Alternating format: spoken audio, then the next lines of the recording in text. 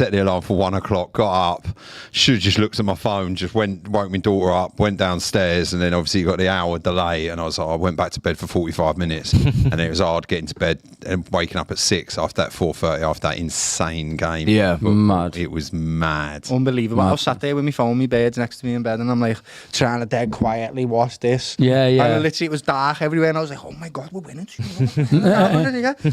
I think you did the right thing. I'm going to attack the whole nap, mate. But we'll get straight into the game from the first minute. Oh my God, what an atmosphere in that stadium, by the way. Yeah. Unbelievable. Ridiculous. I mean, everybody spoke about it, right? The altitude, Mexico have only lost there twice. All of these statistics that are coming out.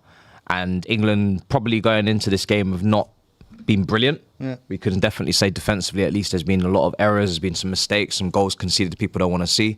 And there was a lot of pressure on it because it's a knockout World Cup game, and we just saw obviously the game before Brazil going out, and that's a massive, massive deal for them, record winners. So there's a lot going into this game, man. But yeah, that Azteca, it's seen Maradona, it's seen Pele, it's seen the greatest moments in football history, and these lot just laid down a serious marker. Serious marker. I think I'll go off the bat straight away and think that's probably the best England performance I've ever seen, even though I missed the second half when I watched it all. Best English performance I think I've ever seen in my life. Yeah, because I think the stakes, biggest result, as high as they were, like obviously we've had like batterings against Germany, you know, we've had some good performances, but I think that's the best England game I've watched in a knockout tournament in my life. It was unbelievable. Tuchel did exactly what you wanted him to do. Yeah. Everyone who knows about football literally said, first 20 minutes, pass it around, stifle them, quieten the crowd. Once that happens, start attacking a little bit, we'll get some chances, we'll score some goals. It's literally exactly what happened. Yeah. It worked to a T. It couldn't have been any better. And then once we go down to 10 men, I thought the substitutions were absolutely perfect. I couldn't have done anything better. There's no notes, you know what I mean? It was almost a perfect performance, I feel. Almost like he's a top quality manager that's won the biggest trophies in football. I try saying it. Almost like that, I try saying it, man. I try saying it. Look, it did look like when we went down to 10 that he'd gone maybe a bit early on the back five. But he obviously realised, and I think as much as we're probably all nervous, as time goes on, you see Mexico have not really got anything other than that up their sleeve. Their best two chances came from Jimenez. They're both headers. Unbelievable. Forced incredible saves from Pickford. But they never really opened up England at all in that game. They had good opportunities from the crosses. So I think once he figured out that that's all they've got. Yeah. In comes Dan Burn, who a lot of people, including myself, are thinking, should he really be in this England squad? Didn't have a great season with Newcastle. Yeah. But the guy is an absolute giant. Every single ball that went into that box, his head is just on the end of it. Have you seen the meme of the Wii Sports thing? Oh yeah. I do want to speak about that first save from Jordan Pickford from that Jimenez header. I think both players, unbelievable ability. That Darwin header was insane. I thought that was a goal. Yeah. As soon as it bounced off his head, I'm like, oh my God, that's going in. Jordan Pickford got so low, managed to have a strong wrist and touch it around the post. And I've got to say, I think Jordan Pickford is at his very, very, very best when he's in an England shirt. It is. It doesn't remind... The Everton player that we know, Jordan Pickford, who can make these little mistakes and he's got a little bit of a bozo gene in him, doesn't turn up when he plays for England, and you see him repeatedly saving England. Like you said, the second header as well, looped over the top. It looks like it's going top left corner, and this big hand just comes out of nowhere and taps it around the post, mate. He is absolutely phenomenal. And he did have a few chances. You see the one where it was cross. There's one that came over the top. Can't remember exactly what player it was, but Jude Bellingham just got to him. That's like a goal line clearance, in my opinion. Because if he doesn't get there, it's a goal. That last 10 minutes before half-time was very, very, very tense. When they scored and then they had a few chances, Pickford saved us, Bellingham saved us as well. That was where the game turned for me. I thought if we could get in at half-time 2-1 up, I thought we'll be all right. And as you say, with Pickford, like, I'm too young to remember Gordon Banks, but in our lifetime, Pickford is by far the best England keeper we've ever had. Definitely. Time and time again, he pulls out saves that you don't think he's going to make. He gets bantered online all the time, and he's just an absolute joke. When he plays for England, he's unbelievable. Like in that game before against Congo, should he have saved it? Possibly. Near post. Possibly near post, but then he pulls out moments like that. Like that one from Raul Jimenez, that's going to go down in history. That is an unbelievable save. To get that low from a header that hard from that close, incredible. Genuinely. And for me, it's the bounce on the ball in front of me. You've got to get that right, otherwise you flick it over your hand. That's in the back of the net, and it's just it's gauging that right. That's a really hard technique. But for me, that one in the top corner, how he gets the agility to get up there, and that was at pace, and he flips it over the bar. And do you know what, I'll be honest with you, I've been really critical of Jordan Pickford for these previous games, and I thought he was, I even said maybe chop him out for Dean Henderson. I'm glad I did. I'm glad he didn't. I'm glad I'm not the manager because that's the best I've seen him play this tournament. That is the Jordan Pickford that we've seen in other tournaments. That he was phenomenal. But also people go on about like, he's got tiny T-Rex arms and stuff like that. The last 20 minutes, every single cross and every single corner that came in, he punched it out. He was proper commanding, grabbed the ball, unbelievable. He's diving over players. He's coming out and really getting to everything. And you get those wrong and you're bang in trouble. And speaking of Jude Bellingham, I think that is the most comprehensive, complete performance I've seen him play for England. He was everywhere. And those 2 goals, when I sat there and they went in, and I was just like, we're 2-0 up. I couldn't believe it. And that like you say, that ball from Rice to Saka, and he cuts outside, puts it in, and the movement between Kane and Bellingham, Kane comes in as if he's going to the back post, then drags the player to the far post, leaves Bellingham completely open, bang, all you got to do is stick it in the back of the net. And I just thought, 2-0, and like you said, that bit of pressure before the end of the first half, it was unlucky to concede.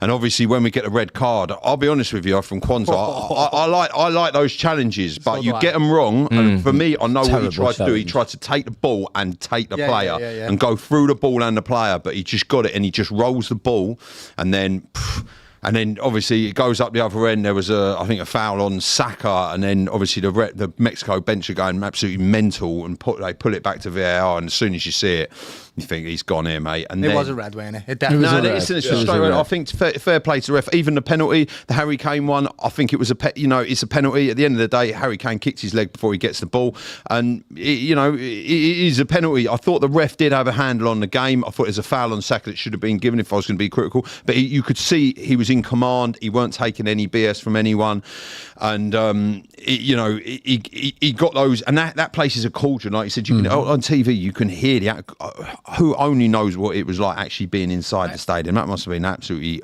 insane. I'm not going to lie. The only negative I have from last night is I completely agree. I think the referee had a really, really good game, and I don't really know why Tuchel's put an unnecessary target on our backs by saying what he said after the game. What did he say? He came out and just slagged off the referees. He was like, they were terrible. Referees terrible, VAR terrible, fourth officials terrible. And I think like it's fine to have that opinion, even though I think he's wrong. I think the referee had a great game. But in tournament football, why are you putting a target on your back? Yeah. You know for a fact that that's not going to go down well, and I just don't really understand the point of it, especially when we've won the game. Yeah. That's it. I think for me, sitting here and trying to pull out any negatives of the game is really hard, because that was probably the best performance I've ever seen. Like you said, there's a 5-1 against Germany, but when you look at the stakes of Mexico being unbeaten, they haven't conceded a goal in the tournament, the atmosphere there, all of those factors. I remember seeing online there were videos of like Mexican fans by the England hotel, like with like rocket launchers, fireworks, all of that sort of housery. Which, listen, fair play, it's gamesmanship, and you got to do it to put them off. But that England said they were cohesive, they were well organised, and like you said, the subs. When John Stones runs on that pitch, you just see the look in his eye of like, I've got an assignment here, I've got a job to do, and I'm going to go and do it. And Dan Burn, and and I Spence thought as well. Just shut the game up, get the job done, and then when he makes them, and then you go down the other end, and listen, I thought that was Gordon's best game I've seen him. Brilliant. In the last few games, I thought he's been terrible, and that's the truth. But to then go down the other end, and the way he runs on, you think, he ain't getting that, and he just gets it past the keeper, and the keeper clatters him, and you're like, bang, penalty. And Harry Kane as well. You could see the goalkeeper. He's putting him off. He's talking to him. The amount of all the Mexico players were going to the touchline, and all the time wasted. There's a lot of time. There's a lot of atmosphere, and Harry Kane just kept his cool, and he knew what what was at stake here. Bang, it's in the back of the net, 3-1. Keeper went the right way as well, didn't he? Yeah, he did. Yeah. It was a fantastic penalty. fantastic Really penalty. good technique. Really good technique. Yeah, you don't hit that as hard, and it's getting saved. Yeah. But you're right. Gordon had an incredible game. Like, for all the criticism, and I think rightly so for the first few performances. But then he gets 2 assists in the last game. Yeah. Obviously the first one with the cross, and then obviously this game was brilliant as well. All the running off the ball. But this is what Tuchel was saying about the team being built for the latter stages potentially in terms of more transitions. Norway are probably going to have more possession as well. They have much more possession than Brazil when they knocked them out. Yeah. England are built to. Now, I still think the sentiment about pairing is a bit dodgy. Maybe we need to put Stones in there next to Mark Gurley, and maybe he goes Konza out on the right back with the injuries, or Spence.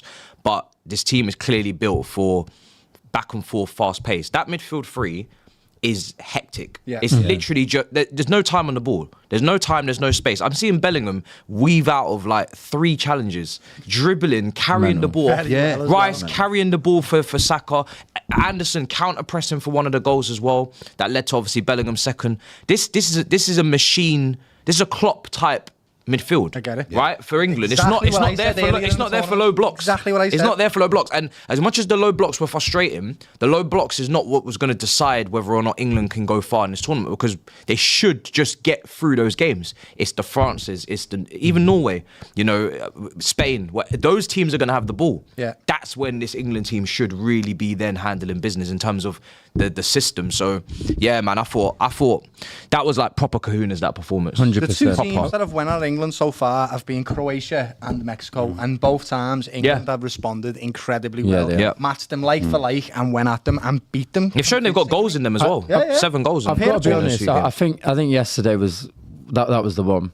I think that was the test to the final. I think winning that, I don't have much fear in Norway. And looking at the semi-finals, I don't have that much fear of the 4 teams who we could face there. Really? You don't fear Norway? I think you just have to accept that Haaland will probably score. He will I think you just have to accept that he will get score. 2 chances, and he probably will score one of them. He will score. But we've just got to outscore them. And I think yesterday at the Azteca against the Mexico side, who have been very good so far, they've won 70 or something out of the 72 games at the Azteca. Like, haven't lost in 61 years. It's just stupid, right? They hadn't conceded all tournament, and then we go and put 3 past them. Yeah. I think that was the one, and I think now we've won that in the altitude, in the heat, whatever everyone wants to say. Now we've got easier conditions, both on and off the pitch. And I just think surely that gives us confidence going forward into those 2 games. And I watched Norway against Brazil. They were all right. They were okay. Yeah. But Haaland just had 2 chances and he just scored 2. Brazil were pretty poor. Yeah, I mean, honestly, I think if Norway go to the Azteca yesterday, they lose. Do you know what? I think it's true. These have answered the question. England have been asked a different question yesterday, and they answered it with flying colours, mate. And I do agree. When you were looking at the Brazilian and Norwegian game, there was chances for Brazil to win that game without a shadow of a doubt, and Haaland just took it by the scruff of the neck and did it himself. And they've give them opportunities to players like Jude Bellingham or Harry Kane. They're going to slot them. Harry Kane won't miss... Well, he missed a penalty, but he won't miss many penalties. He'll take the chances that come in front of him. So I get what you're saying about Norway, but there's something about this Norwegian team. I think Laurie said it the other day, capital M for momentum. Mm-hmm. Norway have that right now as well. So do we. But they definitely are feeling themselves. 100%. They just beat Brazil. They're 5-time World Cup winners. Like, I'm a little bit worried about them. I can't lie. I don't think we should underestimate them. I'm looking forward to it. I don't think I'm worried. I'm looking forward to it. It's not going to be an easy game. I think the World Cup's proven. I mean, even France, Paraguay. I know Paraguay played like a dirty game, but I love that, by the way. I love that. But like, there is no easy game. Like we've been talking about Cape Verde. We've been talking about these teams. The African teams obviously doing what they did in this tournament. It's not easy. You do have to graft. You do have to dig deep. You do have to kind of play the margins. And I think he's brought a team to do that. I think there's a lot of players that he left behind that, yes, they have talent, but they can also be passengers. And they can also like go through the moments, and maybe mentality-wise they can be a bit fragile. He's brought soldiers. Dan Burn is a soldier. Yeah, he is. I don't know how he's come in and had that kind of impact with no minutes under his belt, no contribution. He's just come in and just done a job. They call him General John Stones at City. He's brought soldiers that he can trust, he can depend on, and through the tough moments like there was in that game at the end, he can depend on them to see it out. And as extra time was going on in the injury time, I thought, you know what? These guys are actually, they're going to get through it. Like, they don't look like they're going to crumble. Whereas previous England teams, I would have been like, 10 men, It's a matter of when, not if. A lot of these players. Sorry, go on, Matty. I think you make a really good point on Bellingham and Wright. That midfield, for me, last night or this morning, Anderson was like, this is why Man City paid 115 million quid for me. And then Bryce and Bellingham were like, this is why we are the two best midfielders in the world, because we will take this game by the scruff of the neck. And Declan Rice was like, you want to see lung-busting runs with me with a ball? Yes. Mate, I'm going to take this straight through your midfield and I'm going to get into dangerous areas and I'm going to lay it off. And Bellingham was just like, listen, what? Attack, defence, midfield? Mate, I'm doing a lot and I'm scoring a couple of goals and all. And he was just absolutely unplayable. When those guys are on form and they get locked in, that's why I think they're the best two in their position. Is England's midfield the best in the tournament? I know we're looking at Portugal's midfield as well, and I think that's a strong contender because Vitinha. I actually had this question earlier. Who's a better midfield? It's dependent on the conditions, because I agree. you can't ignore the low blocks, right? If it's a low block, that midfield is not ideal for low blocks. We've seen that in terms of creativity, line breaking. I know that Anderson tries it, but there's certain factors that they don't have in that midfield. But when we're talking about just general back and forth football, where the game is chaotic or anything can happen, and you need all phase midfielders, I think in terms of all phases, they cover it very, very well. Attack, defense, duels, aerially, ground. They carry and they kind of make sure that they've got all bases covered. They don't maybe give you certain little specifics or little delicate little intricacies, but it's up there. It's definitely top three. I don't think we should get too carried away. I think we've got to remember the Ghana game, got to remember Panama, got to remember Congo game. And I do think that potentially there is a chance that one thing that could screw us over is the fact that we don't have a Palmer or a Foden or someone who can unlock those, or a Trent, someone who can unlock those low blocks, because that is kind of what we've needed over the last 3 games before the Mexico game.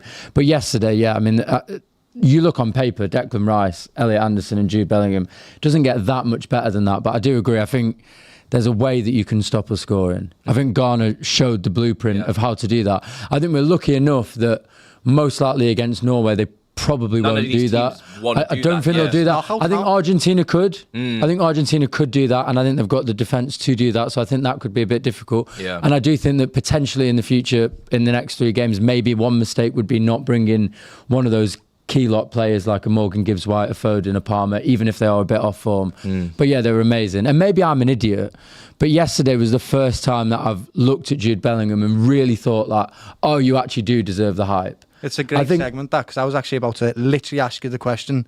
Jude Bellingham is consistently criticised and underrated, in my opinion, and he consistently proves time and time again at such a young age, when he puts on that England shirt, he's one of the best players in the world and one of the best players on the pitch for during that 90 minutes. And yesterday was indicative of the man that he is. He takes games by the scruff of the necks and he'll win them on his own. Scored 2 goals in like 3 minutes. But if I'm being honest though, when I've watched him before at the previous World Cup and the Euros, I do sometimes feel, and he hasn't done it this year, I do sometimes feel that he tries too much. He tries to play in too many positions. He takes the ball off players who might be in better positions. This World Cup though, him and Harry have single-handedly got us to where we've got. Let's be honest. And I've always thought that like, maybe because there's just sometimes a bit too much hype around certain players, and we talk about the PR machine of Jude Bellingham, and English players sometimes I've been a bit reserved on him.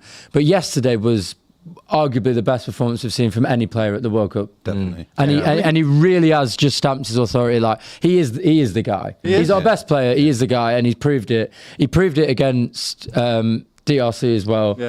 Proved it against Panama with that cross into the box. Proved it against Croatia. He's been unbelievable. When you play for a team like Real Madrid, listen, let's be honest, the microscope is on, and at the time they bought him, the price tag, when any player goes for that sort of money, especially a few years ago, you're gonna be heavily criticised, and it's on. And Real Madrid, there's levels expected, but that guy for me, like you said, Matisse, that run he done, he takes it past 3 players, and they can't. No, he was just, and it was like, you just didn't expect him to do that, and he ends up with the ball at his feet, and I'm like, mate, what? And the defensive work, that last ditch tackle, you don't get that. That's in the back of the net, mate. It's as simple as that. And that's what I love seeing in a box to box midfielder. And on that showing this morning, with Declan Rice and Jude Bellingham, they were literally for me unplayable. They run that game, and credit to them. And it's the most cohesive I've seen this England side. And does it give me hope against Norway? 100%. Yeah. And if I'm honest with you, a team like Argentina, I think. Will we make it to the final based on if we can perform like that and the team can get together? There's a real unity, and I remember at the end of the game when I watched obviously the England fans with the players singing Wonderwall. I love that. It gave me hairs. My hair stood up on the back of my neck. I love stuff like that in football, and it seems like they're really hopefully starting to find their feet. But you know, if we can. I'm just taking it game by game. That's exactly what I'm doing, because I've been really critical of this England side, and I thought we've got no chance. I'll be honest with you, I really doubted our chances against Mexico massively. And then scoring 3 goals, I was, if you would have told me we're going to win 3-2, I would have been like, no way. I'd be like, they're not conceding 3 goals. I mean, maybe 1-0 or 2. But we're all sat here worried. Yeah. There's a comment here from Battle Nude that says UK entitlement in 3, 2, 1, and we get it. Our fans can be mad, but believe us, all of us were sat here talking about this Mexico team and bigging them up. We felt like the underdogs in this team, with a team that's won Champions Leagues and Premier Leagues and every other trophy that you can possibly imagine, because we rated them and we didn't expect to win this game. Not the way we did, without a shadow, without a promise yet. Do you know what though? I don't get this, because I don't know if it's other countries not picking up on English sarcasm with the whole "it's coming home" thing. Maybe there is no country that is more critical of their own national team than England fans. And negative and pessimistic. All I hear England fans do is slag off the England team, cuss out the England team, underestimate any capability of the England team actually doing well for themselves. But other nations, when you speak to them, they love their national team. They big up their national team. They say, we're not afraid of anyone. Mexico fans coming into this game, we're not afraid of anyone. We'll have you. But when England do it, it's like entitlement. So I don't know. I don't get it. For me, I just think the mentality just needs to be switched a little bit, because there's clearly like, yes, there is a PTSD of England always failing at tournaments, but we have a manager that has been there and done it and has won things. And I feel like we just need to galvanise a little bit with it. If you don't win the World Cup, it's no disgrace. Go and look at the amount of countries that have won the World Cup. It's literally like a select few, and we are somehow one of them, right? Yeah. But yeah, man, just enjoy it. I think people need to just enjoy the run a little bit more, instead of just stressing about every single thing that could go wrong. Just enjoy it. If if we don't win it, it's not the end of the world. I think the Euros, like I've said, if the Euros is at home, that is going to be like serious pressure for Tuchel. I think where he has to deliver, in my opinion, if he's there. But yeah, I think he will be. But I think if he's gone out to Congo, I think maybe we could have some other conversations. But man, it's been a great tournament. World Cup's been brilliant. There's goals, entertainment. I think just enjoy it, man. Just don't stress too much about it. It's so true what you said. There's no country in the world that's more self-deprecating and pessimistic. I know about one person who said, "Oh yeah, we'll beat Mexico yesterday." Out of about 100 I asked. So I don't think that's true. I think what Tuchel's brought, and I said it to you outside, like, yesterday maybe was a bit of an outlier. I don't even think against Croatia in the other 3 games, I don't think the team looked that different to Southgate's England. Yeah. But I think what Tuchel's brought is that extra 5%. Just an extra 5%, which is, it must be a mentality issue, because I think with Southgate, it was very much like, oh, we're all in this together. We're all nice guys. Let's unify, and that's the way we're going to win it. Whereas Tuchel's come in, and you've seen it in his first video. He's like, you're unbelievable at football. I'm a top manager. We will win this thing. And it's that mentality shift. Like even yesterday, you said it, like, I thought we went too defensive too early. It was like 74 minutes. Yeah. And all we were doing was like, every time we got the ball, was like hoofing it out for a throw-in. But none of the players looked that nervous. Yeah. None of them really looked like, oh, we're under immense pressure here. I'm so nervous. As you say, it was just planned. And they were confident in it. They brought Dan Burn on. He got his head to everything. Jordan Pickford caught every other ball. It was just, he's brought something like the indescribables. I know he's a better manager, so I know that the tactics will be better, and I know the certain game management and substitutions will be better, because Thomas Tuchel is an infinitely better manager than Southgate. Yeah. But he's also just brought something which is like, you're actually really, really good, and we should win this. I mean, just to speak to what Matisse was saying on one of the streams recently, Matisse was waxing lyrical saying this is a top manager, we need to trust him. None of us know what we're really talking about. He does, and he's brought a team that's here to win stuff. Yeah. And he's showing it up. And there's a super chat here from Ice-T that says, what England showed last night was Mexico still lacks the skill compared to South America and Europe. It can't even beat a low block. Big up England. Low blocks are notoriously the hardest thing to break down. It's You tough, need man. the best quality tough. players to be able to get out of them Yeah. situations. And England absolutely did what England are sort of famous for, which is shut up shop, long ball over the top once we got the lead. Nothing made me happier than Pickford launching it to the other side of the pitch. I love that. That's on it. It was a tight time, and we had 11 behind the ball, and literally just gets launched out. He's constantly just launches it up the other end near. Yeah. And it went past the goalkeepers. The goalkeeper side advanced, and I love seeing that. And listen, fair play to Tuchel. It's like even John Stones. I think John Stones has been heavily criticised, but he come on, did what he needed to do. And I think with that, like the PTSD, the entitlement with these English sides is, you know, I remember like Italia '90. What a group of players we had, you know, and they didn't quite do it. They would, you know, a fraction away from it. Obviously, we didn't get to USA '94. Then obviously we had Euro '96. What a team, what talent we had. And then obviously France '98, team talent. You've got the golden generation, and going through the years, and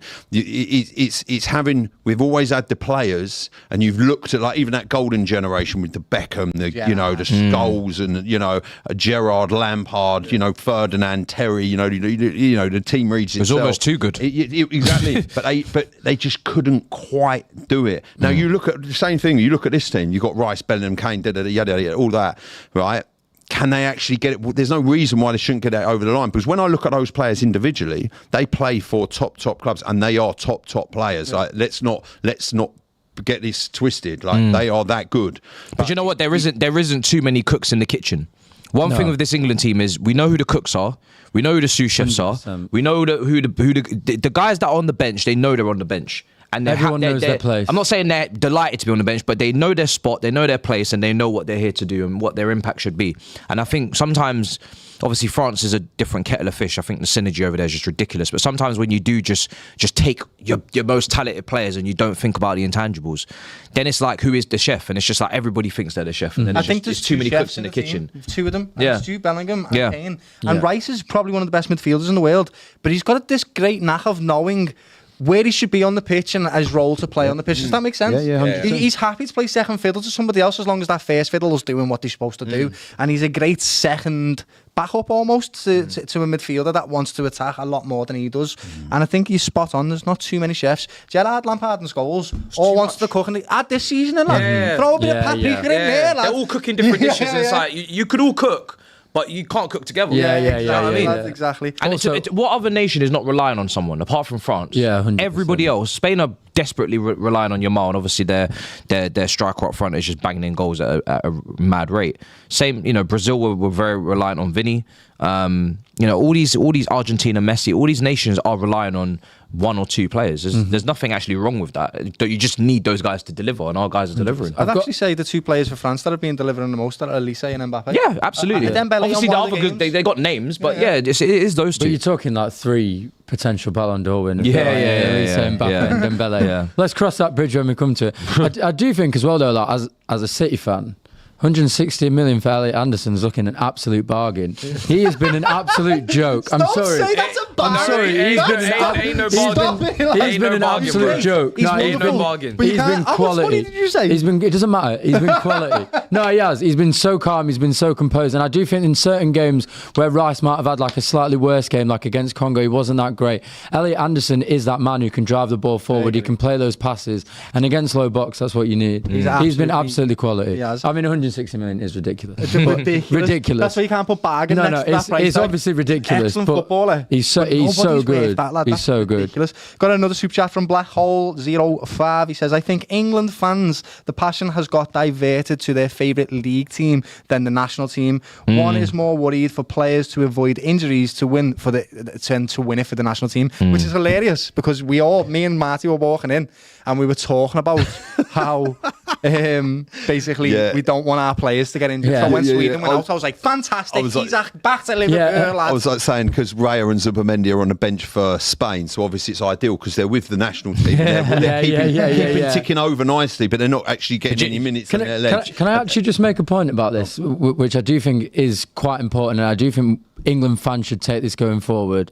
I was obviously out of the World Cup. I went to the England games, I went to the Scotland games, and I was speaking to a Scottish fan, and he was like, the difference difference between us and you, and the reason that we're better fans, is because we leave all the club shit at home. Yeah. There's no flags, which is like Celtic, Rangers, Aberdeen. They don't do that. They have the Scotland flag. Scotland. And then I go to the England game, and there's like some fellas who are taking a picture with a flag, and it's like Chelsea, and people are going past them like booing them and like trying to tear the flag out of their hands. I'm like, that's not what this is about. Yeah. Like, why have you got your club name on the flag? That's not what this is about. Yeah. We should all be uniting behind one team rather than still causing division. Do you know what it is? I think with England, because we know how, and I know other leagues are competitive. You could say Serie A is very competitive right now, loads of winners. But I think a blend of the competitiveness, the extra games with the extra cup competitions that most countries don't have, and the physicality, which I don't think any other nation can deny. The physicality of the Premier League is what is standing out. Maybe not the technical all the time, definitely the physical.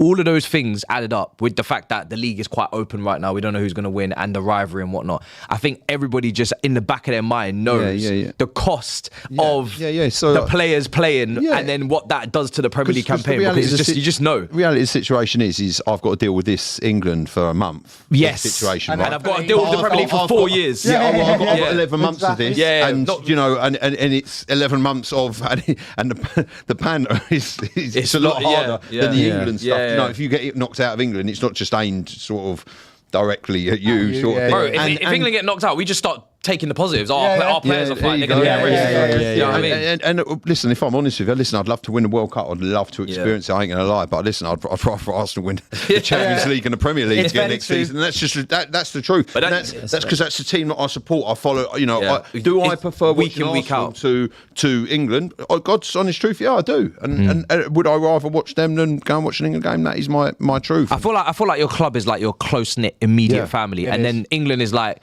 the cookout, the extended family. I'm not saying we don't love them, but it's like we don't see them often enough to like. But the vibes are always the vibes are always a bit better though, bro. Barbecue, sun, 100%. vibes, probably presents, money, shit. Yeah, great. But money, presents and money. Yeah, I mean Christmas. Yeah, let's throw in all the holiday seasons. You know, that's England holiday season. But also when the day in day out gruel. When are you with your mates at the pub at 4 a.m. on a Monday morning celebrating Dan Burn headers? That doesn't happen at City. And when do us four all sit round here and all get on and agree about exactly. Man City with him, Liverpool with me, Chelsea, Arsenal. Like we're all four different teams, but we're all on the same boat together for England. And we've all forgotten about Arsenal winning the league. It's glorious. I think we've talked enough about England right now. We're absolutely made up. Honestly, 3-2. I don't think anyone expected it. What a performance it was from England. But we've got a big challenge coming from Norway, who have just beat Brazil. Did you watch the game, lads? That one was on. I was on a flight, so I actually didn't. I caught the highlights. And I just saw.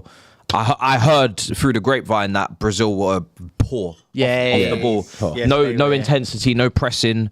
Obviously a leggy midfield, an aging midfield that I think maybe everybody kind of knew at some point might catch up to them as well. But Haaland, man, there's no other place to start. Your boy. Like, you know, sometimes we do and I think nostalgia is understandable because football was less systematic. Maybe it was more individual brilliance. There was a lot more top shelf ballers, but we have to appreciate these generational individuals that are literally walking amongst us. This statistic like that he's putting out for Norway right now. Forget City, cool. Dortmund, okay, Bundesliga. Like everybody's always had a reason. There's no reason for this. No, in your first World Cup with Norway, to be dumping out Brazil with your 2 strikes and your 20-yard tap-in where you're just drilling it and then just walking off. 20 yards. That's what it was. Perfect. He just drilled it and just whatever. And then after the game, it's like, I don't know what I'm doing. I'm just scoring goals. That's what I do. Like, he's a freak. He didn't even celebrate. He just went. He's a freak. Yeah, he's mental. It's 60, I think we can't normalise this man. 61 goals in 54 games, I think. What? I think like that's a really good point what you make though about not underestimating these generational talents. And I think international football and the World Cup is geared more to individual brilliance. Like we've seen it. Kane scored so many goals, Mbappe, Haaland. Yeah. With Haaland, yesterday was like a newfound appreciation for me because I think when I'm watching him for City and he doesn't touch the ball for 90 minutes, I'm like, oh, it's a bit frustrating. Come on, get on the ball. But when I'm watching it for Norway and I've got no skin in the game, I'm like, oh, do you know what? He's probably just going to bag, so I'm not that bothered. So I'm just watching back and just chilling. And I need to do that for City because that's what he does. Yeah. He doesn't get involved. He saves his energy. He doesn't really press the keeper. He doesn't really sprint. He doesn't really press any defenders. And then he gets a chance and he scores. Yeah. He always scores. That header, the movement for that header. Yeah. And I think that he's obviously very clearly not one of the best players ever. He's not even one of the best footballers around now. But as a goal scorer, I think he might be the greatest ever. I think he might be the greatest. I think he might be the greatest. His finishing's unreal. It's ridiculous. Absolutely insane. That outside the box, when I see that, just picks the ball up and strokes it past Alisson like... It's just ridiculous. 20 yards. Through his legs. Literally. It didn't even leave. So when he hits it, right, it's very close to the floor, but it doesn't touch the floor. It's so perfectly struck. Grass cutter. It's insane. Do you remember Thiago? Yeah. For Liverpool. Those are the best strikes. And that's why England should definitely be terrified of Norway, because if he gets one single chance, he will score. Do you know what? He will score. I've accepted that he will score. He will score. It's just we just need to score more. Don't let him score maybe 3. Yeah. He will score maybe 1 or 2, and that's fine. We just need to score more. As well, what I say, I wish Martin Odegaard would turn up like that for Arsenal a lot of time. Mate, that guy, some of the splitting passes he was playing, like for me, this World Cup, he's been absolutely awesome, and he's Oscar been Bob as well. Yeah, he's been a leader. He's really, and I'm like, and obviously a lot of Arsenal fans are considering selling him. Think, he's got to go and stuff like that. But on this showing, he's the sort of player you'd want to buy for a top club in his performances for his country. But you know what? Odegaard was a playmaker. Like, Odegaard had a free spirit. I think Arsenal and the way that you went about things, or the direction that you chose to kind of secure that Premier League, kind of I don't know if it's stifled. Yeah, stifled is the right word, right? And he is basically the manager on the pitch, so he's an embodiment of what Arteta is. So basically, what's happened is he's taken on all the responsibility to make sure that there's ball retention, that there's maybe low risk kind of passing in the final third. He always double teaming with Saka, whereas his origins is playmaking and just actually trying to create, picking up the ball, create passes through, picking up at tight spaces, moving the ball on, playing players in. But he needs to feel like there's no consequences for giving the ball away. Yeah. Every playmaker out there needs to have the license to take risks and the freedom to take risks, and the only way to do that is to give them a proper pivot behind them, where it's like, if I do take this risk and I give it away, these two are going to get it back, and I don't need to feel guilty about it. But I think for the first 2-3 years, Odegaard was beautiful to watch. Yeah, he was. But it's spot on what Matisse is absolutely perfect. Word for word, what he said is excellent. And he is just the manager on the pitch, and he's been told to play like that. Definitely, and I think let's not underestimate as well. Norway's goalkeeper was absolutely phenomenal. Joke. He was absolutely brilliant. With some of the goalkeeping we've seen at this World Cup has been absolutely fantastic. Every World Cup, I was saying it yesterday. There's something about did you see the goalkeeping at the World Cup. Insane, mate. It's like the It's like and you're on the back foot, and that's hard, and it's the sun in your eye, and he gets it and just clips insane. it. It's the post. But out of all the positions, it's probably the least glamorized in terms of stars, Ballon d'Ors, individual awards, followers, social media. These lot are stat padding the followers right now. They're all at it. I swear it happens every World Cup though. It does. There's Keylor Navas, do you remember Costa Rica? Do you remember Bono for Morocco? Yeah, there's always a few. They always just really turn up. Like, for me, Manuel Neuer was the guy that really sort of put goalkeepers on the maps. Because before, it's like when I was younger, it's like, people go in goal.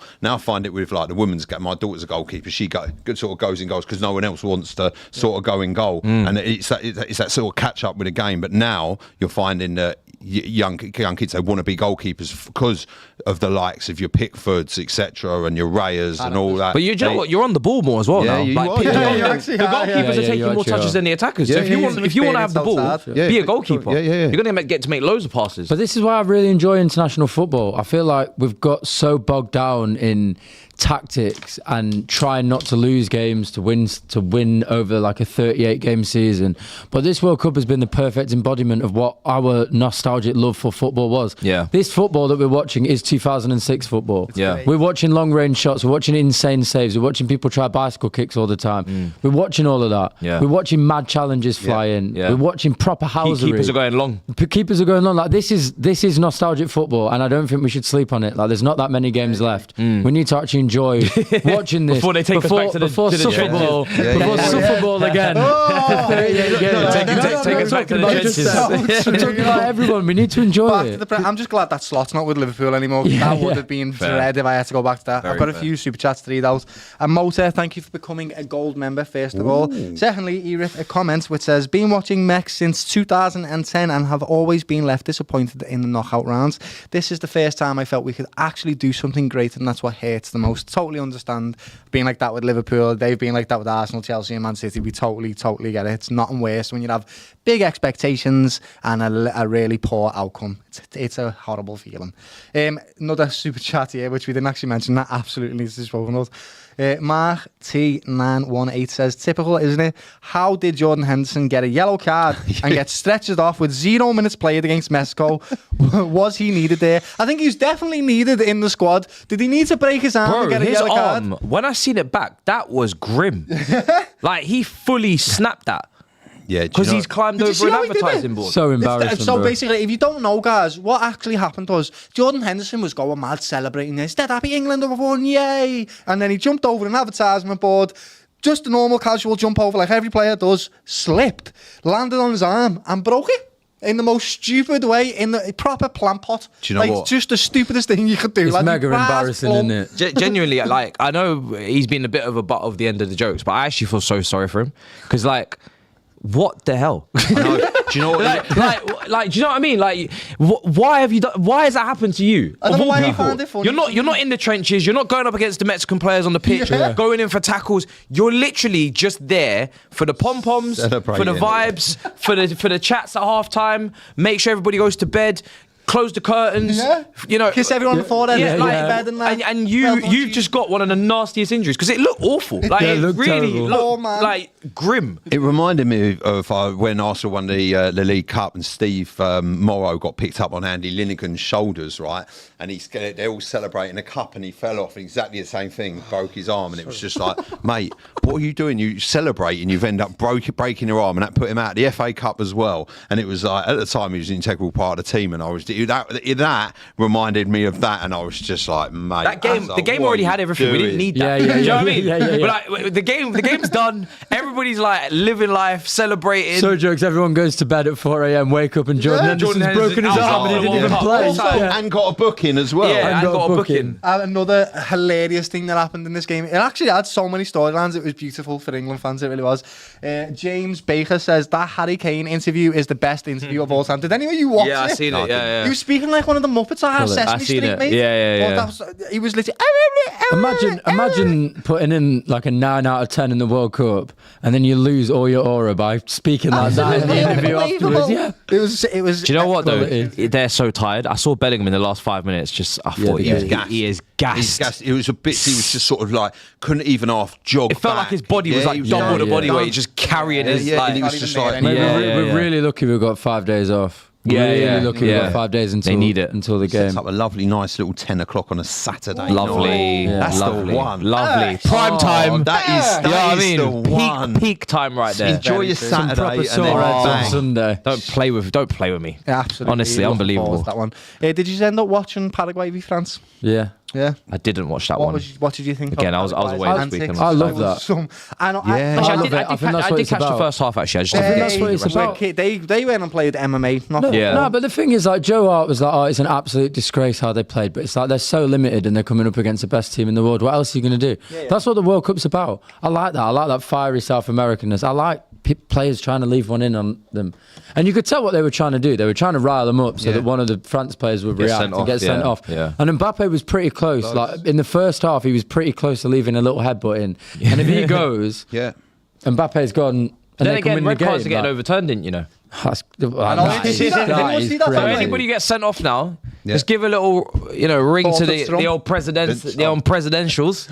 But I'm trying to stick up for this World Cup just say, hey, that was the wrong decision. Overturn that, no problem. Bang, Bob's your uncle. You're back for the next game. That's crazy. And apparently it just carries over to the qualifiers because that's the same stakes. Do you know what it's like I said about that Quanta challenge, right? Listen, it's not about dangerous playing, injuring players, but I love that. For me, football needs it's a contact sport, right? It's not about injuring players, and there's there's a line to draw. That it's not going above that line. But I do like seeing bite, and I do like seeing players get at each other. It was like even with the Neymar with the keeper, the keeper the penalty. They're both going at each other. I love seeing that. That shows to me desire. That shows gamesmanship, and it shows that they're trying to put each other off and get in each other's heads, and that's what sports are about. I totally agree, but it wasn't enough for Paraguay to get in and out of the game because eventually they give away a penalty through all the MMA they were doing, and Mbappe, being Mbappe, absolutely slaughtered it and did this, the Isaac celebration where he's like, who are these guys? Who are these? And I totally agree. I love that part of football, definitely. There needs to be some aggression in there. And I don't know if you've seen one of their players, I think he was the centre mid lad. Do you know who he signed for? Can you guess where he would go playing like that? Atletico. Yes, Atletico Madrid. It took me a second. I thought, where are the dark arts really appreciated? And it is Atletico Madrid. You know what I saw as well? I saw an image of Simeone wearing an Argentina top. I said, get that off and put the black suit back on. So weird. It looks so weird seeing him, back in school, own clothes day. What is going on? Put your uniform back on. Mufti day. Mufti day. That's it. Yeah. So far, by the way, lads, top goal scorers, we've got Kylian Mbappe on 7, Messi on 7, and Haaland on 7, with Kane right behind them on 6. As you said, this has been a wonderful World Cup so far. The amount of goals that have been flying in, which is funny because, again, lots of fantastic goalkeeping as well. Been a great show all around. Has this been the best World Cup? Because I think so. I'm tempted to say it has been. I think so. Everything off the pitch obviously is like the worst. Not great at all. I don't even agree with that. I was there for 3 weeks. I can't. Oh no, I get being there. No, I'm talking about being here. You're talking about the kickoff times and stuff. No. I'm access to the country. Yeah. Others that weren't able to get into the country. Yeah. Like Malumbu, who's like the icon for DR Congo. And he wasn't allowed into the country. Yeah, the ref and all that stuff. Off the pitches, it's been terrible, if I'm quite honest with you. However, on the pitch, it's been incredible. And the vibes I can imagine out there are the unbelievable. vibes because in the stadium every nationality is represented incredible. probably in America very well. Yeah. I mean, America is the home of all the diaspora, right? So every single country is represented insanely well. They all absolutely love it. The stadiums are incredible. There are obviously a lot of logistical issues, but it is America. You're going to get that. There were issues in Qatar. There were issues in Russia. There's never going to be a World Cup without issues. And I do think on the pitch, this has been by far the best, because you look at any single player before the World Cup, if we all had to pick a player, this player will shine. They all have. They all have to the nth degree. No one could have thought 40-year-old Messi would genuinely be this good. Scoring a hat-trick, then scoring 2, bagging, and he's bagging his beautiful goals. Like every single goal we've seen him score before. Mbappe again, Haaland again, Kane again. Like it is on the pitch, it's been insane. Me, what makes it, I think, so good and interesting now is, I'll be honest with you, when it started, it was very, very underwhelming. It didn't feel like the World Cup. It was like, World Cup started, there were some games on, and it wasn't. Do you know what? Just to add to that, America had other sports going on as well. So you had like the Knicks, you had like basketball. So it didn't even feel like they were even like asked about it started. It was like, we'll get to that in a minute. We've got other things to do. Free country, Canada, Mexico, and obviously where the times are different. But then as soon as the England games started, and then we started getting into it, and especially now for me personally after last night, because I see some of the performances and I was like, we ain't really got a chance in this. I really, I'd be surprised if we get, and obviously I thought it would be Brazil in the next round, but now it is hotting up. And after that game last night, genuinely, probably for action, like what they gave us on the pitch and how the game swung, and just all the incidents, a couple of penalties, a red card, and the goals, how they were scored, and the 2 quick goals, and just the atmosphere and the build up to the game. The World Cup is kicking in. It's here. It's arrived. It's been a good one. I would say someone left a comment here talking about the hydration breaks, and I do think they've been a little bit we needed that. But at the same time, they've added this like extra dynamic to football, which never existed before, which is, as soon as someone has a hydration break, the momentum shifts to the other team. It seems to be that whatever team is in dominance, it shifts, and then the game is completely different. It's like keep it tight to the hydration break, lads. Genuinely? Like it is, isn't it? Yeah, that's literally what it is. But it's added a little bit of an extra dynamic. Would they like it? Probably not, but it has done something else. It's different to the other World Cups. I'll be honest with you, that hydration break that we had at like 75 minutes yesterday, we needed that. Yeah, we did. Oh, no. Because we've been saying on other shows before, they're splitting it up into 4 quarters and, what is that about? It's about advertising stuff. It's ad break. When that comes last night, they don't give a damn about the war. They don't. Just have a little reset, have a little rest. It's been raining. Yeah, what you need now is some water. Yeah, exactly, lad. Got some other super chats here from Amota. Thank you again for another super chat. Says, I couldn't believe Jude FS, you know what that means. What a player. After all the criticism from the UK media, you lot don't deserve a player like that. Lol. Joe, well played. Hey, listen, don't put all of them in the same bucket, because we love Jude. I love a player that actually delivers. Me too. I love a postman. Right, I love someone that delivers when it's time to deliver. You can do it in the qualifiers, you can do it in the group stages, you can do it against the smaller nations where respectively you should be handling business. But when it's time to do it on the big stage, when your teammates are looking around saying, "Yo, who's gonna do something?" and he's always the one that does it.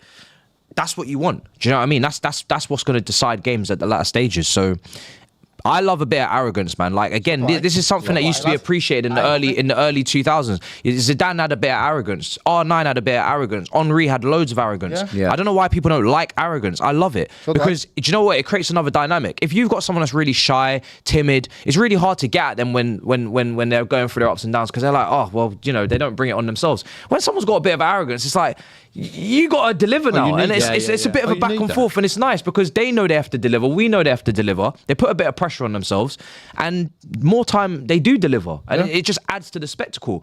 If someone like Bellingham gets a winner at a World Cup, it's like, he's arrived. It's him. You know what I mean? Like, the celebration matches, it's lovely, man. I love to see it. It's good. I don't even know what he is. I don't know what he is. Do you know what he is? Is he a 10? Back in the old days, we wouldn't ask. He's just a midfielder. Yeah, he's a perfect number 8. He's just a midfielder. Than a midfielder. Honestly, this is going to sound mad, but he just reminds me of Gerrard in so many ways. Yeah, he's complete. He's so complete. Box to box. He can do anything, take a game by the scruff of the neck. Gerrard was arrogant, but again, he did it in a different type of way. Gerrard wouldn't say much, he'd just look at you in this type of way. I love the fact that Jude Bellingham demands higher standards from everybody around him. That is a wonderful attribute to have. And you can only do that when you play the way he does and back up the way he acts. And he does it time after time. He started it with an overhead kick against Slovenia, Serbia. Unbelievable goal, took the game by the scruff of the neck, done it again. That's what Gerrard did. That's what top players do. And he is, in fact, one of the best players in the world, without a shadow of a doubt. You can't pigeonhole him because he is just a true box-to-box. Yeah. That tackle, the ball-carrying, dribbling, and the goals. Like, physically, he's a machine. Like, Jude, you are sick, lad. Absolutely amazing. I see exactly why Liverpool want him, because Liverpool under Klopp, that is literally prototype, exactly what you need. And in the Premier League in general, that's what you need. He's actually, like, no disrespect to Liverpool, he's like, he could only play for Madrid. Yeah, he's too good. He's too iconic. He can only play for Madrid. Yeah. I do want him to come to the Prem though. Oh, it'd be so good. It would be so only good. for Liverpool, though, Jude, lad, innit? No, he's actually Chelsea coded. I can't even tell you. There's actually space for him at Arsenal, to be fair. No. He doesn't fit in Arsenal. You guys are. I think that guy fits in absolutely anywhere. I don't think there's a club on this planet that guy can't play for. It's very true. I've got a few more super chats here from JJ8KNY. Says that Man City fan should be really happy. Haaland is in amazing form. When he comes back to City, he will cook. Did you see Alfie Haaland's comments though about Real Madrid? Holy moly, no. He's saying, I think Fabrizio put it out, but he's saying, like, at some point he could be playing for Madrid. Yeah, he could be playing for Madrid. But do you kind of just have to accept that you can't just hog him all to yourself? We're not going to have him forever, are we? We signed a 10-year contract, so whatever we get for him will be in the 200 mil price range probably. I don't think he wants to leave. I think he will play for Madrid at some point, but not for like the next 3 or 4 years. League with Man City, I think then he'll go signed. I think he's probably also waiting to see what it's going to be like under Maresca. Yeah. I mean, none of the players know. I think next summer, if things don't go right, and Maresca can be a prickly character with certain players, I think we could see I could see some of the big names leaving. Yeah, it's a comment that's been said by his father years ago, actually, that he'd got like to go around to other clubs. His career out. His career out, and just go and sort of dominate sort of world football with other clubs and experience that. Which granted, I'm not saying he should leave City. I like watching him in the Premier League. I'll be honest with you, that tussle between Gabriel and Haaland, I've watched that for years, and like it is an amazing clash, and there's real needle to that. I mean, to be honest, I think the plan was probably for him to go to Madrid already. I don't think either him or his dad had probably expected him to enjoy being at City as much, or score as many goals. Giving him a 10-year contract, like I think he actually genuinely loves playing for City. I think he loves living in Manchester. Obviously, he's from England anyway. Yeah, he does. So I think the move is potentially there, or his dad's just talking for extra money and whatever he wants, just give it. Isn't it horrible that Real Madrid can basically, we're our clubs that we support, some of the biggest football teams in the world, but still, Real Madrid can come over and go, "Gives your best player there, bro," and you go, "Okay, there's nothing I can do about it." Even if he's from your home city, Trent. Yeah, gutted. Quanta's there and Trent's not. I know. Oh my God. It's mad, isn't it? You never would have thought. I've got a few more super chats straight out, and then we're going to talk about the Spain-Portugal game, and then we're done. Okay, so first one is Mex-American living in Miami. Even though I'm gutted, congrats to England. What a team and what a moment for you guys. Best of luck in the rest of the way. Look forward to seeing the fans for the quarterfinfinal. Love Mexico. It's going to be it's in such a beautiful country, Mexico. Who doesn't love Mexico? I was there in November. What don't they have? Yeah. They got the weather, they got the food, Yeah. they got the culture. Yeah. Like they're just quality. I seen a raccoon. They're absolutely class. They're class, like, genuinely. I seen a raccoon in a bloody Mexican shirt. That was I love Mexico. Yeah, You it's have to go there. Bro. Also, the food that you have is just They're so exquisite. top tier, man. Absolutely. Another super chat here from US Schooners. He says, also, the Viking row won the wall. USA Country Road has brought a proper World Cup energy. I will say the Viking row has been one of my favourite things.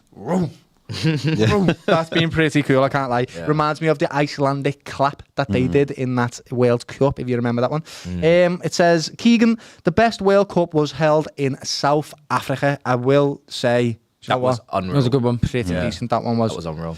Another super chat from a motor who says, what do y'all think? Can you get a big move from Mex? Who are we talking about here? You haven't left a name. I think he's talking about that winger that everyone was talking about. The one in Saudi. The one that scored. Yeah. He's too old. I think he's How old around is he? 29. Oh, he's not too old. Top goal scorer in the Saudi league. He's not Looks too old. absolutely. His name's Quineros. Yeah, he's not too Yeah. old. But he needs to move now if he's moving. Yeah, Absolutely. It has Good to player this though. season. Yeah, great Right, finish. We've got 3 minutes left, gentlemen, and we're going to move on to very quickly the Spain v Portugal game tonight, which, oh my God, doesn't that sound such a Bro, wonderful football I'm getting game? flashbacks to the 3-3 Ronaldo.